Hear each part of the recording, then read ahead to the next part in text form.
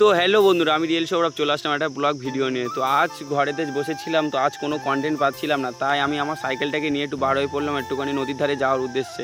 এদিকে বন্ধুকেও ডেকে নিয়েছিলাম, তো বন্ধুকে নিয়েও যাবো, একসাথে দুজন যাবো নদীর ধারে ঘুরতে। তো যেহেতু আমাদের বাড়ি থেকে নদীর ধারটা বেশি দূর ছিল না, তো কিছুক্ষণের রাস্তা ছিল, তো ওখান থেকে চলে আসছিলাম। তো পাশেই দেখতে পাচ্ছ কি বাঁধা আছে, এগুলো অনেকেই জানো, এটা হচ্ছে মাছ ধরার ট্রলার কিংবা ছোটো ছোটো নৌকা। এগুলো সব রাত্রে আবার যে যার চলে যাবে।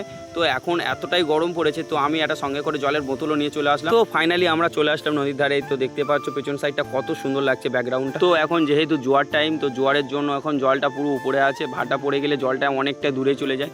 তো এই সাইডটা এখন ভাটায় ইট কাটা হচ্ছে, দেখতে পাচ্ছ অনেকগুলো আমাদের এই সাইডে ভাটা আছে, প্রায় 40-50 থেকে বেশি। আর তোমরা যে জলের উপর দেখতে পাচ্ছ জেসিবিটা কেন ভাসছে, তো এখানে যখন জল থাকে না, যখন ভাটা থাকে, তখন এই পলিগুলো কেটে নিয়ে এই সাইডে রাখে, আর এই পলিগুলো নিয়ে ওখানে দিয়ে আসে, তখন ইট তৈরি হয়। তো অনেকেই জানো যাদের নদীর ধারে একটু সাইডে বাড়ি আছে, কিংবা অনেকে যারা এসে দেখেছো। তো যাই হোক, তো নদীর ধারে প্লেসটা আমাদের খুব সুন্দর। যদি আমাদের এখানে যদি একটা যদি বসার জায়গা করে দিত, কিংবা একটুখানি মানে কি বলো পিকনিক স্পট মতো করে দিতে খুব ভালো হতো। তো এখন যেহেতু ভাটা পড়ে যাচ্ছে, তাই ওপর থেকে আমি নিচে চলে আসলাম। ভাটা বলতে গেলে অনেকে বোঝো হয়তো, অনেকে জানো না আবার। তো এখন যেহেতু জোয়ার কমে যাচ্ছে, তো এখন জলটা অনেক নিচেই চলে গিয়েছে আগের থেকে। তো এই সাইডটাই দেখতে পাচ্ছ জলটা অনেক কতটা নিচে নেমে গিয়েছে। আর তোমরা অনেকেই জানো নদীর ওই পারটায় আছে পুরো একদম হলদিয়া, আর এই সাইডটায় আছে ডায়মন্ড হারবার।